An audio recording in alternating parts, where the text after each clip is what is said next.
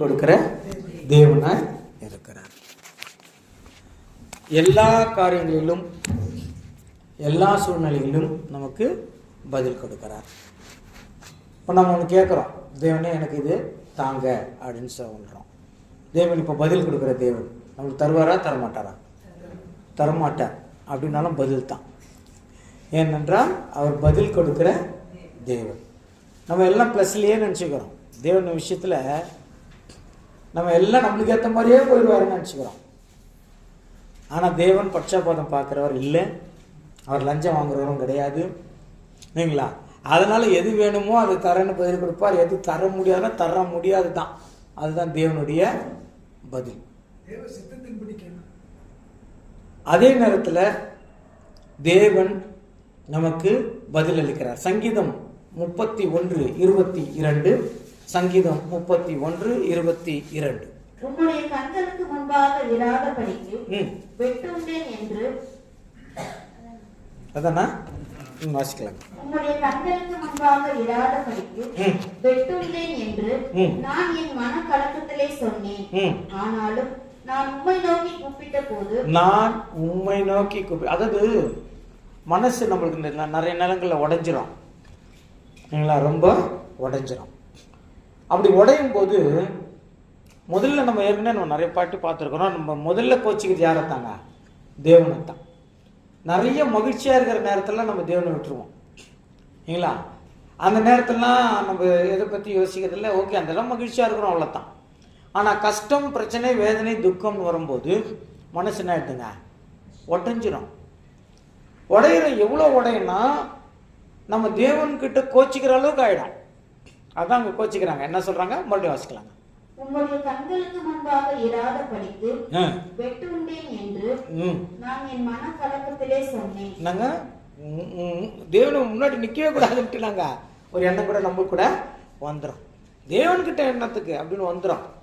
ஆனால் கலக்கத்தில் சொன்னேன். அப்புறங்க ஆனாலும் அப்படின்னா பைபிளில் எங்கன்னா ஆனாலும் அப்படி இருக்குன்னா அதுக்கு முன்னாடி ஒரு விஷயம் நடந்திருக்குதுன்னு அர்த்தம். அதனால் பைபிளில் இருக்கிற அந்த வார்த்தைக்கு ரொம்ப முக்கியம். அது ஆனாலும் சாதாரணமாக இருக்கலாம். அந்த ஆனாலும்த்துக்கு முன்னாடி நிறைய ஒரு முக்கியமான காரியம் நடந்திருக்குது. அப்புறம் ஆனாலும் அவ்வளோதாங்க. அப்புறம் அவ்வளோ உடஞ்சிச்சு. ஆனாலும் நான் என்ன பண்ணேன்? உம்மை நோக்கி கூப்பிட்ட போது. தேவன் நோக்கி நான் கூப்பிடும் போது இல்லைங்களா? எந்த சூழ்நிலையிலும் அவர் என்ன பண்ணுறதில்ல, ரொம்ப மனசு உடைஞ்சி ரொம்ப துக்கமாகும். ஆனாலும் அந்த வார்த்தை தான் நம்மளை பலப்படுத்தும். நான் அவரை விட்டு விலகி இருந்தாலும் ஆனாலும் அதுதான் நம்மளை என்ன பண்ணோம்? பலப்படுத்தும். அவருக்கு நான் தூரமாக நான் போயிருந்தாலும் ஆனாலும் நான் கூப்பிடும் போது அதுதான் தேவன் நமக்கு கொடுக்கிற ஒரு கிருபை. ஆனாலும் வாசிக்கலாங்க. நான் உம்மை நோக்கி கூப்பிட்ட போது என் விண்ணப்பங்களின் சத்தத்தை கேட்டீர். என் விண்ணப்பங்களின் சத்தத்தை என்ன பண்ணீர்? கேட்டீர். கர்த்தருடைய பரிசுத்தவான்களே, வாசி. நீங்கள் எல்லாரும் அவரில் அன்பு கூறுங்கள். உண்மையானவனை கர்த்தர் தற்காத்து இடுப்பு செய்கிறவனுக்கு பூர்ணமாய் பதிலளிப்பார். நீங்க பூர்ணமா என்ன பண்ணுவாருக்கா? அவரு பதில் அளிப்பார். அது பதில் அளிக்கிற எப்போங்க? அவர் எவ்வளோ நொந்து போனாலும், அவர் ஒரு மகிழ்ச்சி நிமித்தம் தேவன் விட்டு விலகி இருந்தாலும், நமக்கு இது கிடைக்குதுன்னு சொல்லிட்டு தேவன் விட்டு போயிருந்தாலும், அது நிமித்தம் அவருக்கு பாடுகள், உபத்திரங்கள், கஷ்டங்கள் வரும்போது அவர் கூப்பிடும்போது தேவன் என்ன பண்றதில்ல? அவரை தள்ளுறதில்லை. சங்கீதம் 27:2 வாசிக்கலாமா? சங்கீதம் 27:2. என் சத்துருக்களும் என் பகைவருமாகிய கொள்ளாதவர்கள் என் மாம்சத்தை பட்சிக்க என்னை நெருக்குகையில் அவர்களை இடறி விழுந்தார்கள். 21:2 பாருங்க. 21:2. அவருடைய மன விருப்பத்தின்படி நீர் அவருக்கு தந்தருளி அவருடைய உதடுகளின் விண்ணப்பத்தை தள்ளாதிருக்கிறீர். உதடுகளின் விருப்பத்தை என்ன பண்றது இல்ல, மன விருப்பத்தின்படி அவர் என்ன பண்றாங்க சரிங்களா? அப்போ நம்ம ஜெபிக்கும் போது இங்க இருந்து நம்ம ஒவ்வொருக்காக ஜெபிக்கும் போது இன்னொருத்தருக்காக ஜெபிக்கிறோம் சரிங்களா? இன்னொருத்தருக்காக ஜெபிக்கிறத பார்த்து தேவன் நம்மள என்ன பண்ணிடுறாராம்? நம்மளுடைய பிரச்சனைகளை சரி பண்றார். நமக்கு என்ன தேவையோ அதை கொடுத்து நம்மை தள்ளாமல் என்ன பண்றாங்களாம், காக்க. ஒருத்தருக்கும் ஒவ்வொரு பாரம் இல்லைங்களா? அதான் சொல்லுவாங்க, ஒருவர் பாரத்தை ஒருவர் சுமந்து. யார் யாருக்கு என்னென்ன பாரம் தெரியாது. இப்போ நீங்க ஜபிச்சிங்க இல்லையா? இப்போ ஒரு உதாரணத்துக்கு சொல்லலாமே, நம்ம யாருங்க மனோஜ் இங்கே சர்ச்சுக்கு வரணும் அப்படின்ட்டு நம்ம என்ன பண்ணோம், ஜபிச்சோம் இல்லைங்களா? மனோஜ் இது என்ன பண்ணோம், சர்ச்சுக்கு வரணும். அவர் சர்ச்சுக்கு வராது இருக்கிறதுக்கு காரணம் இருக்கும். அந்த காரணத்தை யாரை மையமாக வச்சிருக்கோம்? சர்ச்சுக்கு வராதுக்கு தேவன் தான் காரணம். எப்படிக்குது பாருங்க, அவர் சர்ச்சுக்கு வராதுக்கு தேவன் தான் காரணம். சர்ச்சுக்கு அவர் வர முடியாத சூழ்நிலை அங்கே எது ஏற்படுது. அந்த சூழ்நிலைகளை உருவாக்குறவன் யார் தாங்க? சாத்தான் தான். அவர் சர்ச்சுக்கு வரக்கூடாது அப்படின்னு முழு பிளான் பண்றவன் யார் தாங்க? சர்ச்சுக்கு வரக்கூடாதுன்னு யார் தான் தடை பண்ணுவா? இல்லைங்களா? சாத்தான் தான். தேவன் கொஞ்சம் இழுத்து இழுத்து பார்ப்பாரு. அப்போ சாத்தான் பக்கமே வந்து, நான் உனக்கு எவ்வளோ ஹெல்ப் பண்ணாலும் அங்கே தான் போய் படுத்துக்கிறேன், நான் என்ன பண்ணுறதுன்னு விட்டுருவாரு. கொஞ்ச நாள் ஆகட்டும். அப்போ சாத்தான் என்ன பண்ண, ரொம்ப சந்தோஷமா வழி நடத்தும். இப்போ நீ நடத்தும் போது இப்போ ஜெபம் பண்ற தேவன்கிட்ட நம்ம ஏற்கனவே பார்த்தோம். ஜெபத்தை அவர் என்ன பண்றதுல பதில் இருக்கிறார். அவர் ஜெபத்தை தள்ளாதவராய் இருக்கிறார். அவருக்கு ஒரு பாரம். அவருக்கு கேட்டவர் சொல்ற, நான் வரணும்னு தான் நினைக்கிறேன், என்னால் என்ன பண்ண முடியல, வர முடியல. அவருக்கு ஒரு பாரம். அந்த பாரத்துக்காக நம்ம என்ன பண்றோம், இங்க சகோதரி அவர்கள் ஜெபித்தார். இப்படிதான் நம்ம ஒவ்வொரு ஜெபமும் ஏறெடுக்கிறோம். இன்னொரு பாரத்தை இன்னொருத்தர் சுமந்து. அப்ப அந்த இடத்துல தேவன் என்ன செய்வார்னா, அந்த பிசாசின் பிடியிலிருந்து அவங்க என்ன பண்ணுவாரு, விடுவிப்பார். இது சாத்தானுக்கு இஷ்டமா இருக்குமா? இருக்காது. அப்ப அவன் அடுத்தது நமக்கு கஷ்டத்தை என்ன பண்ணுவான், அவன் இப்போ டார்கெட்டை மாத்திருவான். நான் அவருக்கு கரெக்டா வச்சுருக்கேன், நீ அவருக்காக ஜெபம் பண்ணி என்ன பண்ற, அவர் வெளியே எடுக்கணும், உன்னை சும்மா விடுவாரு, உனக்கு பிரச்சனை உருவாக்குற அப்படின்னு ஈஸியா என்ன பண்ணுவான். யாரெல்லாம் ஜபித்தோமோ இல்லைங்களா, நம்மளுக்கு விரோதமா என்ன பண்ணுவான், கட்டாயம் எழுந்திருப்பான். இப்போ எல்லாருக்காக நம்ம ஜபிச்சிருக்கோமே, நம்மளுக்கு விரோதமா சாத்தன் சும்மான்ட்டுனாப்பா ஜபிச்சிங்களா ஐயோன்னு விட்டுருவானா? அதுக்கு ஆப்போசிட்டா அந்த ரியாக்ஷன் யார் மேல தான் காட்டுவான்.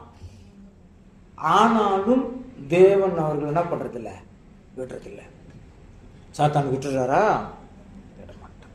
பிரச்சனை வரும்போது நீ அவருக்காக ஜபிச்சா அவன் உன்னை வந்து அடிக்கிறான், அதுக்கு நான் என்ன பண்றதுன்னு விட்டுருவாரா தேவன்? அதுதான் நம்ம தேவன், விடுறதில்லை.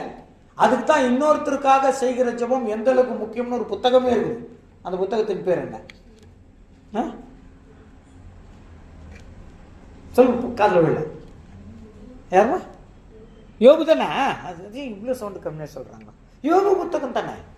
இன்னொருத்தருக்காக அந்த கான்செப்டே ஒண்ணுமே இல்லைங்க. அவருக்கு பிரச்சனை வருது, அப்புறம் அவர் யார்கிட்ட பேசுறாரு, இவர் யார்கிட்ட பேசுறாரு, என்ன எல்லாம் பார்த்துட்டே அவங்க கடைசியில் என்ன வந்து எங்க வந்து முடிஞ்சாங்க அப்படியே டர்ன் ஆகுது.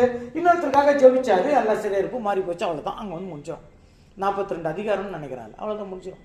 அதுக்கு ஒரு புத்தகம். அப்ப இன்னொருத்தருக்காக ஜெபிக்கிற போது கர்த்தராக இயேசு கிறிஸ்து யாருக்காக ஜெபித்தார்? கெத்செமனேல ஜெபித்தார் இல்லையா? யாருக்காக ஜெபித்தார்? நீங்களா யாருக்காக இங்க வந்தாரு? எல்லாம் பார்த்தோம்னா அவர் என்னங்க நமக்காக வந்தாரு. அப்ப அவருக்கு என்ன ஆச்சு? பிரச்சனை வந்தது. பிரச்சனை வரும்னு தெரிஞ்சுதான் தேவன்கிட்ட என்ன பண்றாரு, 3 முறை உமக்கு சித்தமான அந்த பாத்திரம் என்ன விட்டு நீங்குமானால் நீங்கட்டும் என்று 3 முறை என்ன பண்றாங்க. அப்போ ஜெபம் ரொம்ப பவர் தான். ஆனால் ஜெபம் ஒருத்தரை விடுதலை ஆக்குறதுக்காக செய்கிற வேலை. நம்ம நல்லா புரிஞ்சுக்கணும். ஒருத்தரை விடுவிக்கிறதுக்காக செய்கிற வேலை தான் ஜெபம். அப்படி விடுவிக்கும் போது அந்த பிசாசானவன் அடுத்தது யார் மேல தான் வருவான்? நம்ம மேல தான் வருவான். அதுக்கு தான் தேவன் என்ன சொல்றாரு, நீ ஜபிக்கிற உன்னை என்ன பண்றது இல்ல, விடுறது இல்ல. நீ இப்ப நான் சொல்றேன் உனக்கு வரும் தான், ஆனாலும் அது எல்லாவற்றிலிருந்தும் நான் உன்னை என்ன பண்ணுவேன், விடுவிப்பேன். வராம இருக்காது, வரும். வந்தாதான் நான் ஜபிச்சதுனால எனக்கு என்ன இருக்குது, பாதிப்பு உருவாகுதுன்னு தெரியும். ஒன்று ஒரு விஷயம் தெரியுங்களா, அந்த மந்திரம் பண்றாங்க இல்ல, மந்திரம்லாம் பண்றாங்க சிலர் இல்ல. மந்திரத்தில் ஒரு ஃபார்முலா இருக்கும் தெரியுங்களா, மந்திரம் கால் மதி முக்கால் மடமாத செம்மையானால் மந்திரம் பழிக்கால். அது இதெல்லாம் நான் அந்த காலத்தில் நிறைய கொஞ்சம் அதெல்லாம் கொஞ்சம் ஆய்வு செஞ்சிருக்கிறேன்ங்களா. அதுல ஒரு ஃபார்முலா ஒரு இது இருக்கு. என்னன்னா, ஒருத்தருக்கு மந்திரம் பண்றாங்கன்னா அவங்க ஃபுல்லாக அவங்க மேலே என்ன பண்ணணும், டிபெண்ட் பண்ணி அந்த பிசாசை ஏவி அவங்க மேலே விட்டுருணும். ஏதாவது சின்ன மிஸ்டேக்ஸ் ஏதாவது ஆச்சுன்னா அதுக்கு அதோட தாட் என்ன ஆகும், அவங்க சொல்கிறது நம்மளுக்கு தெரியல. அந்த பிசாசினுடைய தாட் என்ன ஆகுமா, அவர் போய் என்ன பண்ணோம், அடிக்கணும். நான் சொல்லிட்டேன், நான் ஒரு மந்திரவாதின்னு வச்சுங்களேன், நான் போய் ஒருத்தர் காமிச்சிட்டு இவர் போய் என்ன பண்ணேன், அடின்ட்டேன். அப்போ அதை கூட்டுன்னு போய் சேர்க்கிற வரைக்கும் ஒரு மந்திரம் சொல்லி என்ன பண்ணணும், அவர் மேலே ஏவி விடணும். அப்போ அவர் அடிச்சுப்பார், பிரச்சனை இல்லை. ஆனால் மந்திரம் தப்பானாலோ நாங்கள் அவரை கூட்டின்னு போய் விஷயத்தில் ஏதோ தடை ஏற்பட்டாலோ அவர் அடிக்க முடியாத சூழ்நிலை வந்தால் அந்த பிசாசு உடனே அந்த மந்திரம் பண்ணுறவர் அடிக்குமா, செம்மடி அடிக்குமா. ஏன்னா அங்கே அடிக்க வேண்டியது இங்கே வச்சிருமா. எல்லா மந்திரக்காரங்களும் சொல்கிற ஒரு விஷயம்னா, நிறைய மந்திரக்காரங்க அவங்க கூட ஒர்க்கம் பண்ணியிருக்கிறேன் நான். அவங்க சொல்லுவாங்க ஏன்னா அடிச்சிரும். அப்போ பார்க்குறது அதை நம்பாதவங்களுக்கு ஓகே, ஆனால் அங்கே மந்திரம் பண்ணுறவங்க ஒரு நம்பிக்கையில் இருக்கிறாங்க. அதுதான் பிசாசனுடைய வேலை. அப்படியே நம்ம ஜபிக்கும் போது திருப்பி நம்மளை அடிக்கும்போது கிளியராக தெரியும், தேவனே நம்ம அவருக்காக ஜெபம் பண்ணோம்ப்பா, பிசாசான இந்த சோதனை என்ன பண்ணுறான், கொண்டு வருகிறான். ஆனாலும் தேவன் அதிலிருந்து விடுவிக்கிறவராய் இருக்கிறார். சங்கீதம் 55:22 வாசிக்கலாங்க.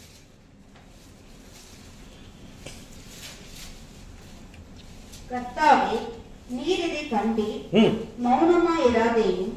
ஆண்டவரே, எனக்கு தூரமாகாதேயும். எனக்கு 55:22 கர்த்தர் மேல் பாரத்தை வைத்து விடு, அவர் உன்னை ஆதரிப்பார். அதுதாங்க நீதிமான். ஏன் யார் நீதிமான், ஏன் நீதிமான்? நீதிமானுக்கு பல டெஃபினேஷன் இருக்குது, நிறைய பேசலாம். நீதிமான் சுருக்கமா இப்ப இருக்கிற நிலைமைக்கு நீதிமான் அப்படின்னா தன்னை பற்றி கவலைப்படாமல் இன்னொருத்தருக்காக ஜபிக்கிறவங்க எல்லாம் நீதிமான் தான். தனக்காக அல்ல, மற்றவருக்காக ஜபிக்கிறவங்க எல்லாம் நீதிமான் தான். எப்பவுமே நம்ம ஜபம் மற்றவங்களுக்காக தான் நம்ம ஜபம் சரியாயிடும், நம்மளுடைய பிரச்சனைகள் என்ன ஆயிடாங்க, தீந்துரும். அதனால தான் சொல்றாங்க நீதிமான அவர் ஒருபோதும் வந்ததில்லை. சங்கீதம் 66:20. சங்கீதம் 66:20. என் ஜெபத்தை தள்ளாமலும் தமது கிருபையை என்னை விட்டு விலக்காமலும் இருந்த தேவனுக்கு ஸ்தோத்திரம். நாங்க ஜெபத்தை என்ன பண்றது இல்ல. இப்போ என் ஜெபம், இப்போ என் ஜெபம் நான் இப்படி எடுத்துக்கலாம். இப்போ என்னுடைய தேவைகள், என்னுடைய காரியங்கள், என்னுடைய பிரச்சனைகள் இருக்குதா, இன்னொருத்தருக்காக ஜெபம் பண்ண, எனக்காக யாரும் ஜெபம் பண்ணியிருப்பாங்க.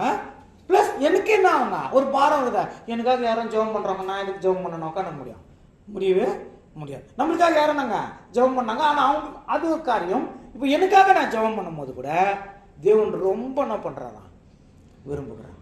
எப்போ தெரியுங்களா, எந்த அளவுக்கு மற்றவங்களுக்காக ஜெபம் பண்றோமோ அப்போ நம்மளுக்காக ஜெபம் பண்ணும்போது தேவன் அவ்வளோ என்ன பண்றாரு, விரும்புகிறான்.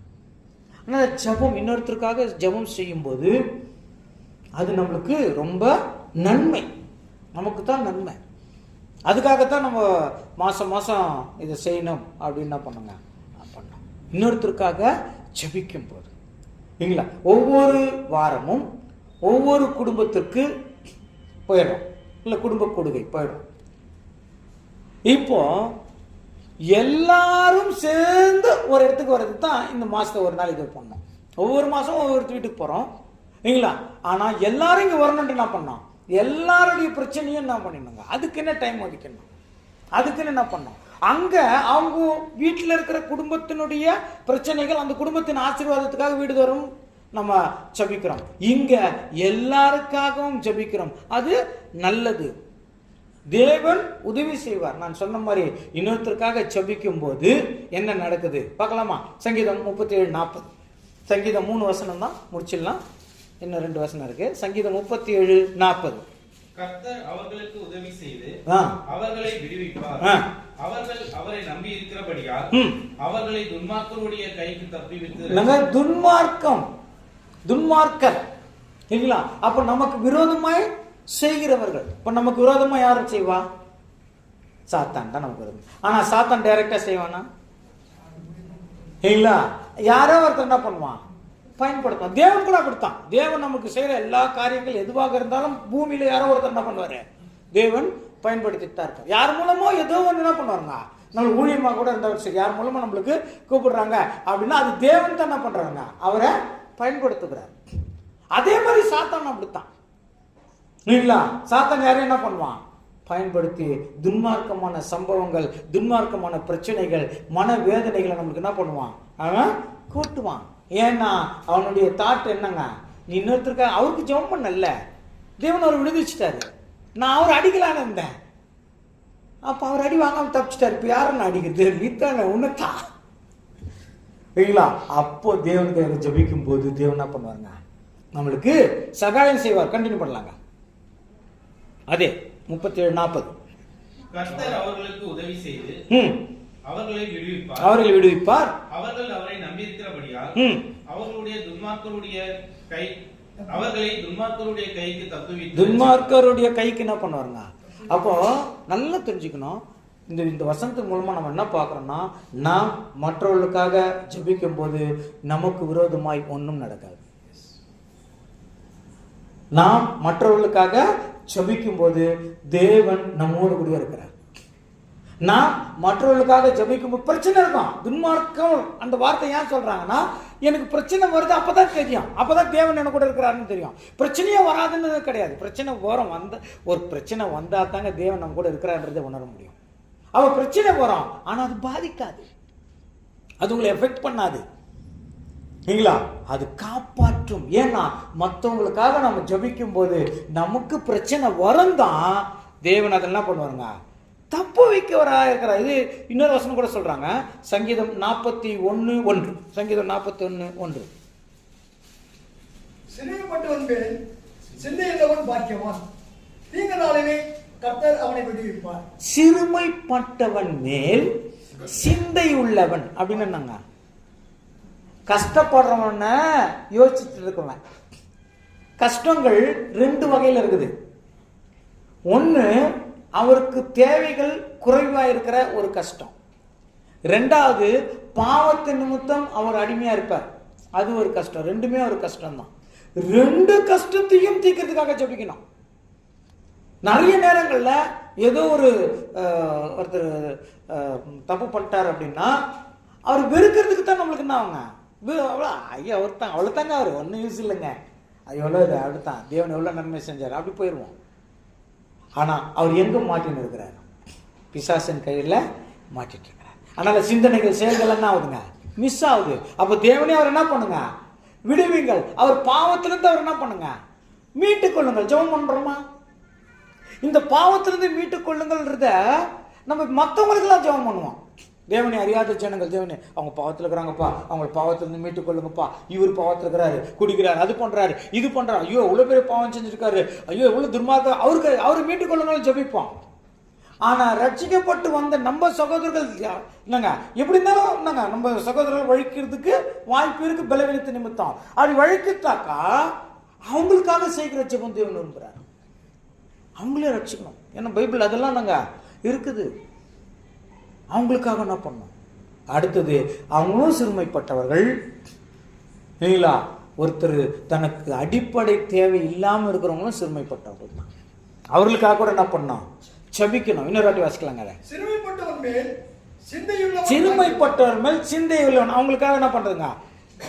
ஜெபிக்கிறவர்கள் பாக்கியவான்கள். அதாங்கப்பா. அப்ப இங்க தேவனுக்காக நம்ம ஜெபிக்கும் போது இல்லைங்களா, பாக்கியவான் அப்படின்னா அதுக்கு இன்னொரு டெஃபினேஷன் கொடுக்குறாங்க. பாக்கியவான்னா என்ன அப்படின்னா, சுருக்கமாக சொல்லுங்க, ரொம்ப விரிவான வேணாம், சுருக்கமாக சொல்லலாம், ஆசீர்வதிக்கப்பட்டவர்கள் அர்த்தம். அவ்வளோதான். பாக்கியவான்களும் ஆசீர்வதிக்கப்பட்டவர்களும் 2மே ஒரே அர்த்தம் தான் வருது.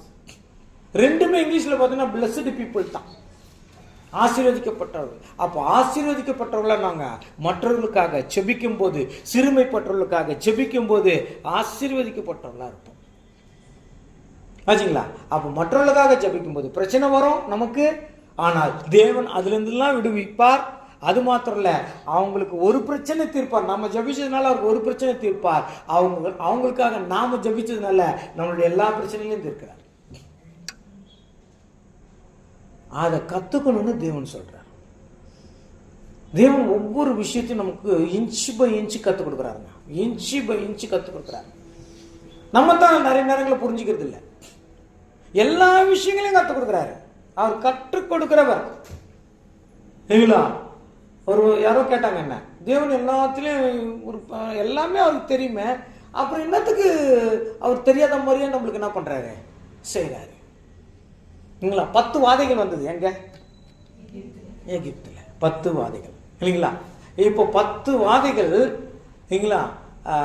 ஏன் வந்தது? ஒரு வாதியே வந்திருக்கலாம் இல்லையா? ஒன்னே வந்திருக்கலாம். ஏன் 2வது வரணும், 3வது வரணும், 4வது வரணும்? 10 தேவர்களை வணங்கினாங்களா? புதுசாகுதே. நீங்க பேசுறீங்களா? நான் ஏன் பேசுறீங்க? வாயாசில சவுண்ட் ஆகுது. Sorry sister. ஓகே, சொல்லுங்க. 10 வாதிகளே வந்ததுங்க.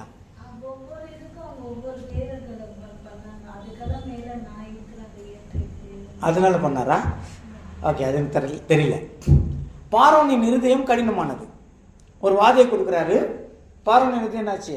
கடினம் வந்து விட மாட்டேன்றான். அடுத்த வாதியை கொடுக்குறாரு. மறுபடியும் பார்வோனின் இருதயம் கடினம் வந்து விட மாட்டேன்றான். கரெக்டா? இப்போ மோசே போய் போராடுறாரு. அந்த ஜனங்களை மீட்கிறதுக்கு ரொம்ப போராடுறாரு. ஒரு வாட்டி அதே பிரச்சனை பண்ணின்னு இருக்கிறோம். பார்வோனின் இருதயத்தை கடினமாக யாருங்க? இது மோசைக்கு தெரியுமா? தெரிஞ்சுதான் செய்வாரா? செஞ்சிருப்பாரா? அதெல்லாம் அப்பா என்னையும் அனுப்பிச்சுட்டு அவனையும் நீங்க டைப் பண்ணிட்டு என்னையா இது. ஆனால் நமக்கு அது தெரியுது. அதுல ஒரு பாடம் வச்சிருக்கிறார். தேவனுடைய வல்லமை எப்படி விளங்குன்னு நம்மளுக்கு தெரியுது. அப்போ தேவன் ஒவ்வொரு விஷயத்திலும் பாடம் வச்சிருக்கிறார். ஜபிக்கணும், மற்றவர்களுக்காக ஜபிக்கணும். ஏன் ஜபிக்கணும்? அதுலேயும் ஒரு பாடம் வச்சிருக்கிறார். ஆசீர்வாதம் என்கிற ஒரு பாக்கியம் என்கிற ஒரு காரியம் மற்றவர்களுக்காக ஜபிக்கும் போது நமக்கு இருக்கு என்கிற அந்த ஒரு காரியத்தை என்ன பண்ணிக்கிறாங்க, அதை புரிய வைக்கிறதுக்காக நீங்கள் ஜபியுங்கள் ஜபியுங்கள் ஜபியுங்கள் ஃபர்ஸ்ட்ல இருந்தே வரும். யார் யார் எது எதுக்கெல்லாம் ஜபித்தாங்க, அது நிமித்தம் என்னென்ன நடந்திருக்குது பழைய ஏற்பாட்டில். புதிய ஏற்பாட்டில் சபைக்கு திருப்பி திருப்பி என்ன பண்ணுவாங்க, அதை ரிப்பீட் பண்ணிக்கிட்டே இருப்பாங்க. சங்கீதம் 34:19. சங்கீதம் 34:19. நீதிமானுக்கு வரும் துன்பங்கள் அநேகமாய் இருக்கும். நீதிமானுக்கு வரும் துன்பங்கள் ஏங்க, நீதிமானுக்கு ஏன் துன்பம் வரணும்? கேள்வித்தானே. நான் நல்லவனாகிறேன், எனக்கு எதுக்கு கஷ்டம் வரணும்? ஒரு கேள்வி கேட்கணுமா? நீதிமானுக்கு வரும் துன்பம் நான் ஏற்கனவே சொல்லிட்டேன். நீதிமான் அந்த லிஸ்ட்ல யார் வருதுங்க? இன்னொருத்தருக்காய் செபிக்கிறவர்கள் நீதிமான் லிஸ்ட்ல வந்துடுறாங்க. அவர்கள் பாக்கியவான்கள். அப்போ நீதிமானுக்கு வரும் துன்பம் இருக்குங்க. அது யாருக்காக ஜெபம் பண்ணமோ அதை விட துன்பம் அதிகமா இருக்கும் நம்மளுக்கு. ஆனாலும் அது நம்மளுக்கு பெருசாவே தெரியாது. ஒரு சிட்டிகை மாதிரி. ஏன்னா தேவன் நம்மளோட கூட இருந்து தேவன் நம்மளை பாதுகாத்து நம்மளை வழி நடத்தி நம்மளை காப்பாத்துறதுனால நீதிமானுக்கு ஒரு துன்பம் அநேகமா இருக்கும். கர்த்தர் அவங்க எல்லாவற்றிலும் நின்று அவனை விடுவிப்பார். எல்லாத்திலிருந்து எடுப்பார். அப்போ நாம ஒரு பாதுகாப்புக்குள்ள இருக்கணும். ஏன்னா இந்த உலகம் மகா மோசமான நிலைமை. நான் ரொம்ப கொஞ்சம் உண்மையிலே கொஞ்சம் பயந்து நிற்கிறேன். ஏன்னா வார் வந்துருமோன்னு ஒரு பயம், அது போர் சண்டை வந்துருமோன்னு பயம். ஏன்னா இப்போ இருக்கிற சூழ்நிலை வரும்னு எல்லாம் எதிர்பார்க்குறாங்க. ஒருவேளை அது அப்படி புஷ்ஷுன்னு போயிட்டாலும் போவோம். சில நேரம் ஜாஸ்தியாக தான். இஸ்ரேல் வரும்போது அப்படி சொன்னாங்க, அது ஒன்றும் இல்லாமல் போச்சு. வார் வந்துட்டா கரண்ட் இருக்காது. இன்னைக்கு நம்மளுக்கு மினரல் வாட்டர் இல்லைன்னா குடிக்க முடியாது. இப்போ சளி பிடிச்சிக்கும், கோல்ட் ஆயிரும். வார் வந்துட்டா ரோட்டில் தண்ணி தேங்கி இருப்பாருங்க, அதை எடுத்து குடிக்கிற நிலைமை தான். வீடு கிடையாது, சாப்பாடு கிடையாது. நீங்கள் ஏதோ ஒன்று வச்சு சமைச்சிங்கன்னா சமைக்கிற வரைக்கும் இருந்துட்டு வெந்தப்புறம் டக்குன்னு தூக்கின்னு போகிறதுக்கு ஆள் ரெடியாக இருக்கும். சாப்பிட முடியாது. யாராவது சாப்பாடு கொடுத்தா தான் சாப்பாடு. வீடுலாம் கிடையாது. எந்த டென்ட்டில் தங்குவோன்னு தெரியாது. ஒருவேளை டென்ட்டில் தங்கினா கொஞ்சம் என்னங்க சாப்பாடு கிடைக்கும் இல்லைங்களா? அப்புறம் காலையில் நம்ம எல்லாம் சௌகரியம், காலை கடன் அது இதுக்கெல்லாம் இப்போ நாங்கள் ரொம்ப வசதியாக இருக்குது. அப்போ எங்கே என்னன்னே தெரியாது. அப்புறம் போய் ஐயோ இது எனக்கு செட்டே ஆகலைன்னாக்கா வயிறு வீங்கி சாக வேண்டியதுதான். வயிறு வீங்கி அது கூட பரவாயில்ல, 4 கல் வச்சு உட்காந்துக்கலாம். செட்டே ஆகலைன்னா வச்சுக்கா. அதெல்லாம் எனக்கு அப்படியே யோசனை பண்றேன். கரண்ட் இருக்காது, தண்ணி கிடையாது. கரண்ட் எல்லாம் எப்படி மோட்டர் போட முடியும்? தண்ணி கிடையாது. எங்க பாம்பு போட்டிருப்பாங்க தெரியாது. எந்த இடமும் இருக்காது. ஆதாரம் கடை இருக்காது, ஒன்றும் இருக்காது. ஏன் போலீஸ் இருக்காது, போலீஸ் கண்ட்ரோல் பண்ண முடியாது. நீங்களா யார் வேணாலும் எந்த பொருள் வேணாலும் யார்கிட்ட என்ன எடுத்துட்டு போயிட்டே இருக்கலாம். அந்த மாதிரி கண்ட்ரோல் ஆயிரும். நான் சொல்றேன், தேவன்கிட்ட ஜெபிக்கும் போது ஒரு விஷயம் தேவன் ஒரு வசனம் சொல்லுவாரு இல்லைங்களா? அந்த நீதிமான் மரித்து போகிறான், ஒருவனும் அதை நினைவில் கொள்வதில்லை. புத்திமான் எடுத்துக் கொள்ளப்படுகிறான், தீங்கு நாளுக்கு முன்னே புத்திமான் எடுத்துக்கொள்ளப்படுகிறான் என்பதை அறிகிறவர் இல்லை என்றாரு. அப்போ இப்போ செத்துட்டா நல்லது. ஏன்னா தீங்கு நாள் எவ்வளவு போயிடும். அந்த தீங்கு நாள் வந்து அவ்வளவு கஷ்டம். ஏன்னா ஒரு இடத்துல பாக்குறோம் இப்போ அவ்வளவு பயங்கரமா இருக்குது. ஆனா ஒண்ணு, அந்த பயங்கரம் நம்ம பாதிக்காம இருக்கணும்னா இன்னொருத்தருக்காக செய்கிற ஜெபம், அந்த ஜெபம் தான் நம்மளுக்கு பலன் செய்யும். அவங்க மூஞ்சி பார்க்க வேணாம், மூஞ்சி பார்த்தா கோவம் வரும். எவ்வளோ பண்ணாலும் பாரு அப்படின்னு கோவம் வரும், மூஞ்சி பார்க்க இல்லைங்களா? தேவன் உங்க முகத்தை அவர் என்ன பண்ணிருக்காரு பார்த்து, கஷ்டம் படட்டும் வேணாம், தேவனே என்னங்க வரக்கூடாதுப்பா. அவங்களுக்கு ஒரு வேளை ஒன்றும் தோணும், எனக்கு இப்படி பண்ணதுனால தான் அது அவருக்கு அந்த கஷ்டம் வந்ததுன்னு கூட தோணும். ஆனாலும் தேவனுக்கு என்ன தெரியல, ஒருவேளை அது இருந்தா கூட சரி, இருக்குதுன்னா நமக்கு தெரியாது, இருந்தா கூட சரி, தேவனே என் நிமித்தம் அவருக்கு நீங்க தண்டிக்கிறீங்கன்னா அது கூட வேணாம்ப்பா அப்படின்ற அந்த இரக்கத்தோடு செய்கிற ஜெபம் தேவன் பார்க்குறாரு. அவர்கிட்ட அந்த கஷ்டத்தை அவர் நீக்குவாரா இல்லையான்றது நமக்கு தெரியாது. ஆனா என் மனசு, அதாவது நம்ம மனசு, அது எவ்வளவு இரக்கத்தோடு அவருக்காக ஜெபிக்கிறோம் அப்படின்றது தான் தேவன் என்ன பண்றாரு பார்க்கிறார். அதுதான் நம்மளுக்கு வேணும். ஜெபம் ரொம்ப ரொம்ப பலன் உள்ளது. ஜெபம் வந்து எப்படி சொல்ல தெரியல, அவ்வளவு பவர் இருக்குது ஜெபத்துக்கு, அவ்வளவு பலன் இருக்குது, அவ்வளவு பதில் கிடைக்கும் இல்லைங்களா? அதனால ஜெபத்துல எப்போதும் யாரையாவது தாங்க. அதே மாதிரி கருத்தாய் ஜெபிக்கணும்னு இருக்குது. கண்டபடி ஜெபிக்காதீங்க. கண்டபடி அப்படின்னா இல்லைங்களா, சதாம் ஹுசேனுக்காக ஜெபிக்கிறேன்னு இங்கேருந்து அவருக்கு நம்மளுக்கு யாருன்னே தெரியாது இல்லைங்களா? அதாவது கருத்தாய்னா உங்களுக்கு தெரியணும், இவருக்கு இந்த பிரச்சனை இருக்குது, இவருக்காக ஜெபிக்கிறோம், இவருக்கு இந்த பிரச்சனை சொல்லுவாங்க இல்லையா, ராஜ்யங்களுக்காக ஜெபிங்களா அந்த காலத்துல ஏன் சொன்னாங்கன்னா அவங்க ராஜாவா அவங்களுக்கு தெரியும்.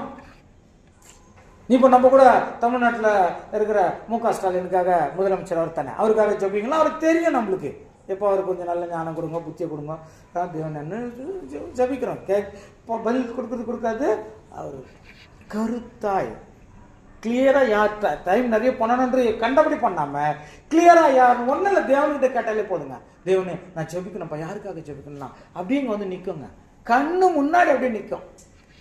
யாருக்காக ஜெபிக்கணும் கண்ணு முன்னாடி நீங்க ஜெபி, உங்களுக்காக இவங்களுக்காக ஜெபி, ஒன்றும் மறந்துடக்கூடாது. அவங்களுக்காக ஜெபிக்கும் போது நம்மளுக்கு என்ன இருக்குது, துன்பம் உண்டு, ஆனாலும் தேவன் என்னை விடுவிப்பார். பயப்படக்கூடாது, பயப்படவே கூடாது. தேவன் எல்லாவற்றிலிருந்து எடுப்பார். ஜெபத்துக்கு ரொம்ப பவர் இருக்குது. இந்த 2025ஆம் ஆண்டு இந்த முதல் சனிக்கிழமையில 2026ஆம் ஆண்டு எவ்வளோ ஷார்ப்பாக இருப்பார். முதல் சனிக்கிழமையில நாம தெரிஞ்சுக்கிட்ட ஒரு விஷயம், இந்த வருஷத்துலேருந்து என் உயிர் எவ்வளோ நாள் தேவன் கொடுத்துருக்கிறாரோ அவ்வளோ நாளைக்கு நான் மற்றவங்களுக்காக ஜெபிப்பேன், மனதுருக்கத்தோட ஜெபிப்பேன், சிறுமைப்பட்டவர்கள் என்று சிந்திச்சு நான் என்ன பண்ணுவேன், ஜெபிப்பேன் அப்படின்னு ஒரு உறுதி எடுப்போம். தேவன் நம்மளை காத்து வழிநடத்துவார்.